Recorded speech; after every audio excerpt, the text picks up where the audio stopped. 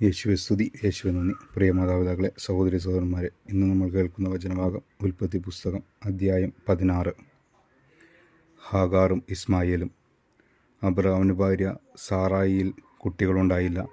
അവൾക്ക് ഹാഗാർ എന്നു പേരുള്ള ഒരു ഈജിപ്തുകാരി ദാസി ഉണ്ടായിരുന്നു. സാറായി അബ്രാമിനോട് പറഞ്ഞു, മക്കളുണ്ടാകുവാൻ ദൈവം എനിക്ക് വരം തന്നിട്ടില്ല. നിങ്ങൾ എൻ്റെ ദാസിയെ പ്രാപിക്കുക. ഒരുപക്ഷെ അവൾ മൂലം എനിക്ക് കുഞ്ഞുങ്ങളുണ്ടായേക്കാം. അബ്രാം സാറായിയുടെ വാക്കനുസരിച്ചു. കാനാൻ ദേശത്ത് 10 വർഷം താമസിച്ചു കഴിഞ്ഞപ്പോൾ അവൻ്റെ ഭാര്യ സാറായി ദാസിയായ ഈജിപ്തുകാരി ഹാഗാറിനെ തൻ്റെ ഭർത്താവിന് ഭാര്യയായി നൽകി. അബ്രാം അവളെ പ്രാപിക്കുകയും അവൾ ഗർഭം ധരിക്കുകയും ചെയ്തു. താൻ ഗർഭിണിയാണെന്നറിഞ്ഞപ്പോൾ യജമാനത്തിയെ അവൾ നിന്ദയോടെ വീക്ഷിച്ചു. സാറായി അബ്രാമിനോട് പറഞ്ഞു, എൻ്റെ ദുരിതത്തിനു നിങ്ങളാണ് കാരണക്കാരൻ. ഞാനാണ് എൻ്റെ ദാസിയെ നിങ്ങളുടെ ആശ്ലേഷത്തിന് വിട്ടുതന്നത്. പക്ഷേ താൻ ഗർഭിണിയാണെന്ന് കണ്ടപ്പോൾ അവൾക്ക് ഞാൻ നിന്ദ്യയായി. എനിക്കും നിങ്ങൾക്കും മധ്യേ കർത്താവ് തന്നെ വിധിയാളനാവട്ടെ. അബ്രാം പറഞ്ഞു, നിൻ്റെ ദാസി ഇപ്പോഴും നിൻ്റെ കീഴിലാണ്. നിൻ്റെ ഇഷ്ടം പോലെ അവളോട് പെരുമാറിക്കൊള്ളുക. സാറായി അവളോട് ക്രൂരമായി പെരുമാറാൻ തുടങ്ങി. അപ്പോൾ അവൾ സാറായിയെ വിട്ട് ഓടിപ്പോയി. എന്നാൽ കർത്താവിൻ്റെ ദൂതൻ ഷൂറിലേക്കുള്ള വഴിയിൽ മരുഭൂമിയിലുള്ള ഒരു നീരുറവയുടെ അടുത്ത് വെച്ച് അവളെ കണ്ടെത്തി.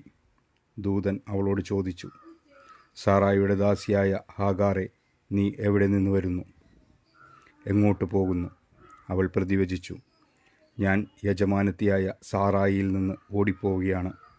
കർത്താവിൻ്റെ ദൂതൻ അവളോട് പറഞ്ഞു, നീ യജമാനത്തിയുടെ അടുത്തേക്ക് തിരിച്ചുപോയി അവൾക്ക് കീഴ്പ്പെട്ടിരിക്കുക. ദൂതൻ തുടർന്നു, എണ്ണിയാൽ തീരാത്ത വണ്ണം അത്രയധികമായി നിന്റെ സന്തതിയെ ഞാൻ വർദ്ധിപ്പിക്കും. നീ ഗർഭിണിയാണല്ലോ. നീ ഒരാൺകുട്ടിയെ പ്രസവിക്കും.